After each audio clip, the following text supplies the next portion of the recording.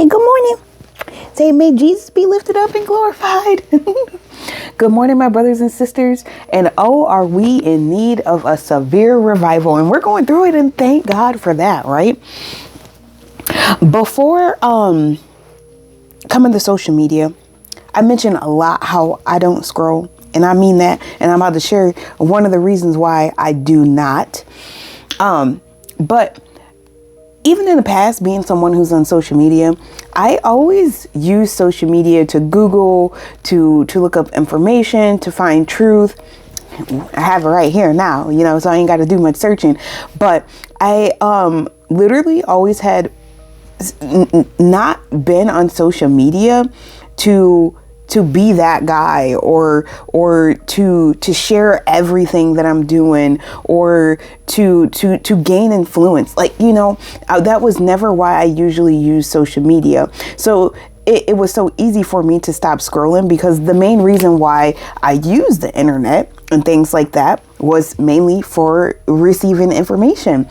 And when I mean receiving information, I've always been digging into the truth about why things are the way that they are in this life, because I've always felt that something meant more, something had a higher meaning. And so yesterday, this is testimony why I don't scroll. Do not be conformed to the wicked patterns of this world. Scrolling is one of the most wicked patterns that we can have. Can we do it at a healthy measure? Yes. I highly encourage and suggest finding people that you like and just putting that little bell when their information pops up, and not being in the pool of all of the darkness in this world. Oh, we are in need of a severe awakening, a severe revival. And I say this because I am a person who doesn't scroll. And let me explain to you something that happened yesterday. I happened to open my phone, and as soon as I opened TikTok, something about Erica Kirk opened. I don't like digging into stuff anymore, because when I do, I can feel spirits. I have the ability to read into things, find information, and I'm just my eyes have always been really open. And this situation with that, I had started scrolling after I had first seen the first message. I didn't get off my phone until 1:21 in the morning doing research, looking at the conspiracy, looking at this stuff. And this is why I don't scroll. And I am a follower of Jesus.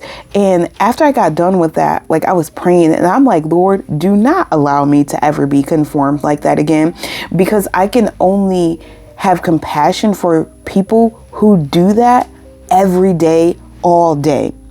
That is inviting in a lot of darkness into our world. And not our world, but into our spirits in general. I can't tell you how uneasy I felt after I was scrolling and looking into all that stuff about Erica Kirk that led all the way to Candace and just I don't even really know their story, but I just tell you that evil has this way of working and getting us to be distracted. It was so easy for me to start scrolling at 9 something and not getting off my phone until 1:21. I looked at my phone and I said, God, never again. Was I able to have my eyes open to how dark this world is? Absolutely. But I have been seeing it. And so this is why I want to strongly encourage this Bible verse today. Jesus, we need you to help us not be distracted and to focus on things above. So I encourage Matthew 7 verses 13 to 14 today. It says, enter through the narrow gate, away from these distractions, away from the ways of the world, from the sin, from the rebellion, from all these bad ways.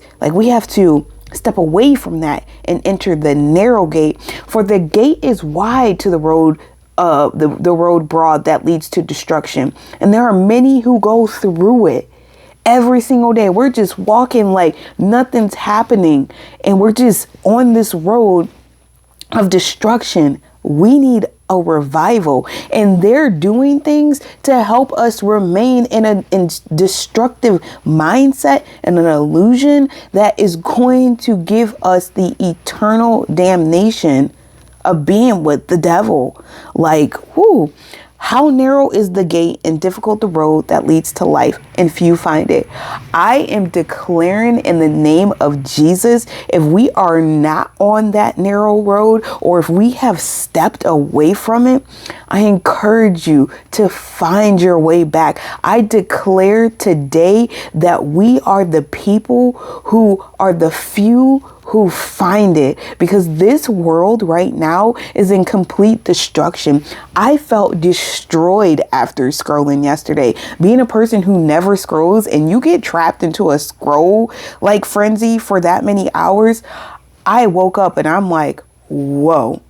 This world needs Jesus. Jesus, let me pray to you. Jesus, allow me to not be conformed to that.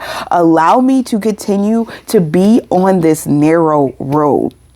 I was writing A Prisoner, and this is also what really encouraged this. He was working at a chapel on the right path, and he had mentioned that he had burnout. And, you know, after I went through that thing with me scrolling and stuff, and I was like, man, I hope and pray that he finds his way back to the narrow path, because I got to experience just for a few hours what life was like when I was following the world that was leading to destruction. I can't tell you how destructed I felt inside. I can only imagine. We are extremely powerless. We are extremely vulnerable, and our spirits are weak without Jesus. I encourage for us to be on the narrow path with him. Without him, the enemy is going to continue to conquer and win in our life. And I declare that he is not, because we are the few that are going to say the narrow path is for me. And I encourage to not be conformed to the wicked patterns of this world. And I'm strongly stressing that, because I want no part of what's going on in this world. And I got trapped in it a little bit yesterday. And it is so unhealthy and demonic. And we need to stay far away from the broad way as possible. Seek first the kingdom. Be the few that find the road to life.